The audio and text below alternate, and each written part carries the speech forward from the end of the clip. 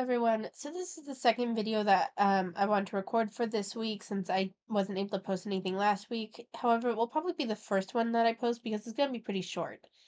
And this kind of also leads me to think that while I really loved this idea, I probably won't make another video on this for a long time, if at all, because as I've been looking through fat acceptance content again, I swear it felt like there was an abundance of opportunities to take fat acceptance rhetoric and kind of plug it into these things. But as I've been searching, that's been a lot harder because the fat acceptance people aren't like directly responding to people as much anymore. It felt like they were responding to comments and stuff a lot like a year and a half ago.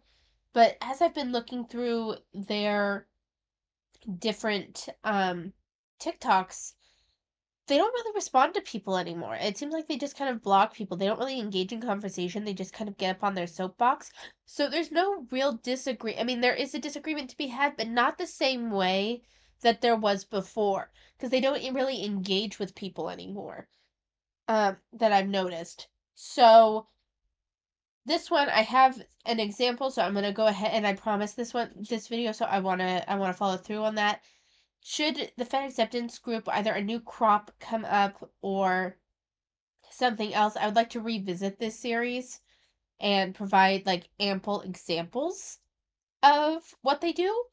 But as it is now, like there just isn't, I don't know if it's deleted or if it's just so buried, but I cannot find the examples that were running through my mind before.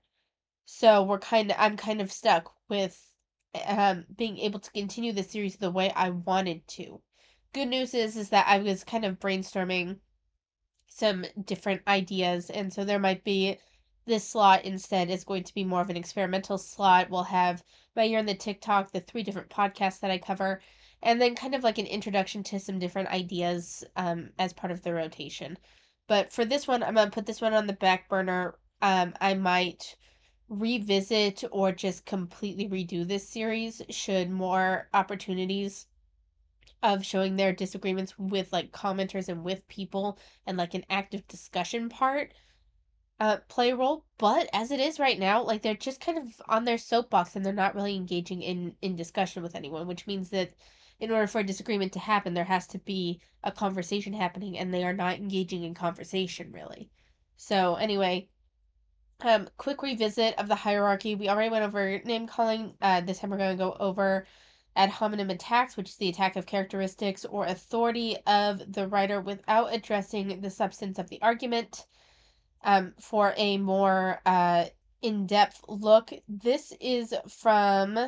I will put a link in the description. I don't remember. It's one of my favorite websites. They have one for um, cognitive bias, and they have one for logical fallacies. And it's an awesome website. They have like flashcards for it and stuff, and I really like their website, so I'm gonna link it in the description. I just don't remember what it is off the top of my head right now. But what they say for it is ad hominem is you attack your opponent's character or personal trait in an attempt to undermine their argument. Uh, and ad hominem attacks are the second lowest form of disagreement. The focus of an ad hominem argument is to discredit their opponent through attacks on their character slash personality. This must be done in lieu of addressing the points of the person's argument. Meaning, if they add this to a legitimate point being made against that person's argument, then it's no longer, you can't really use the logical fallacy of an ad hominem or even call it an ad hominem attack, even if it kind of is, because they are also addressing the points. Uh, if a person provides sound counterpoints to the topic of argument and it includes an ad hominem attack, it brings down the overall point, but it does not invalidate the genuine counterpoints that are made. So we have to keep that in mind.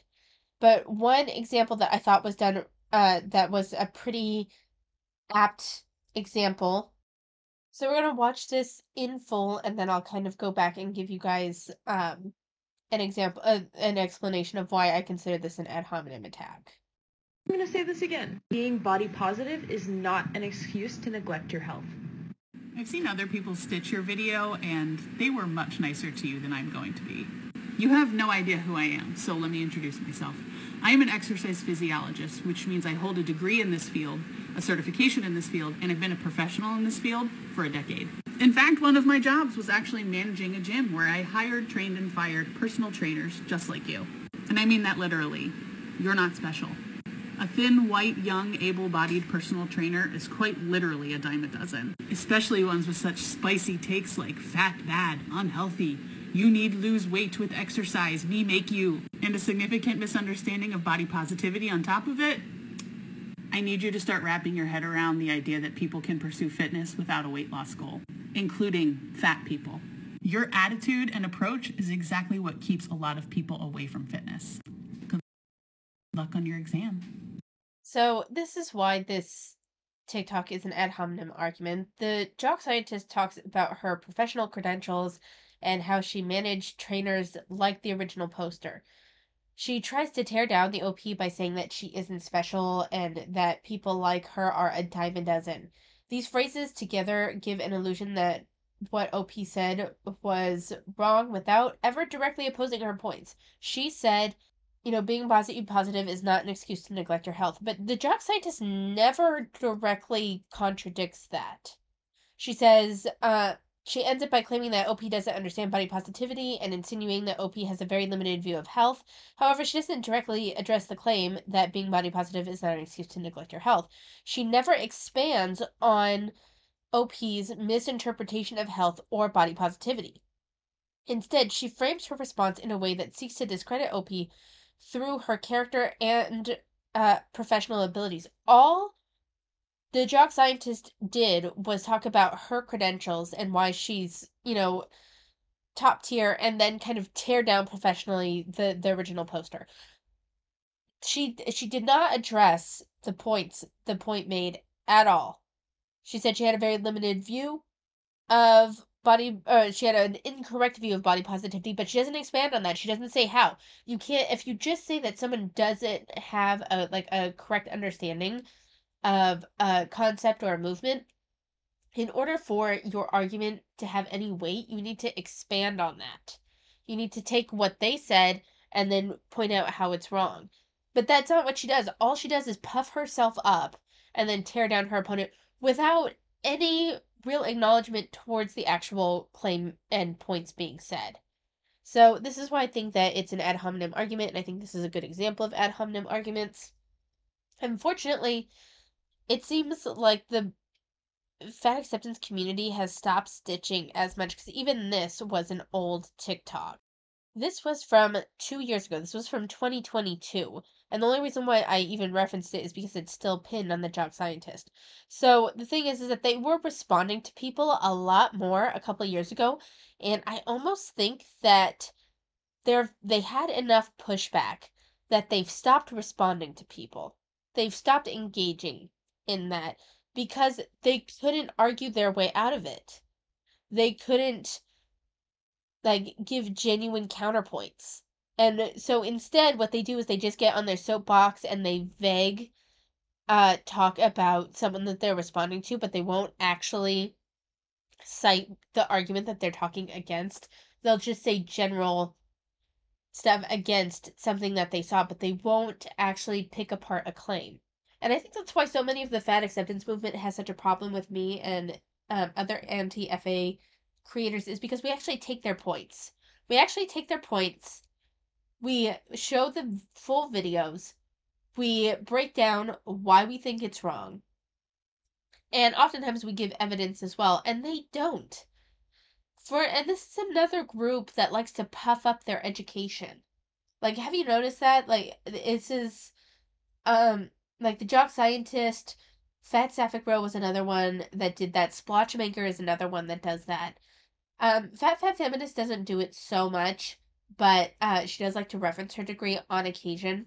But when it came to argument, when it came to actually supporting your arguments, it's fucking crickets.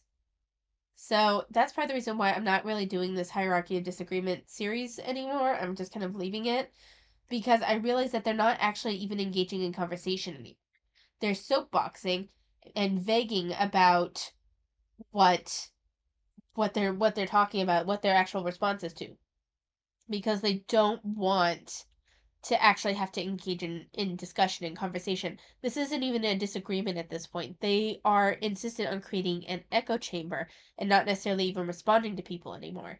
Just putting out vague notions and saying, I'm just living my life, leave me alone. Like they want to be the end, have their one point, their one thing be the end all be all without ever having to really defend it.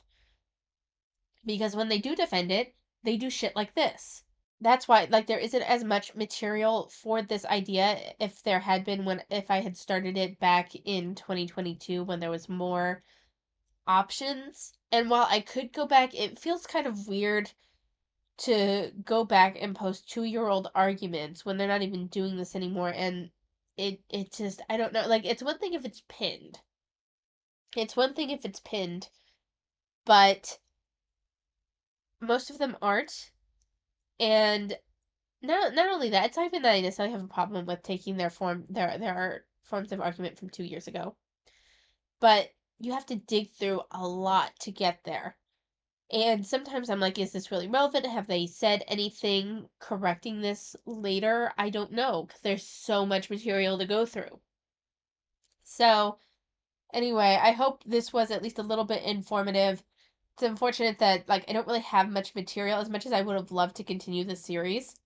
Um, it's not, there isn't enough for me to really work with. I wanted initially there to be 3 examples, and I can't even find 3 at this point because they're so old that they don't respond to people anymore. So, thank you so much for watching. I'm sorry if you're disappointed this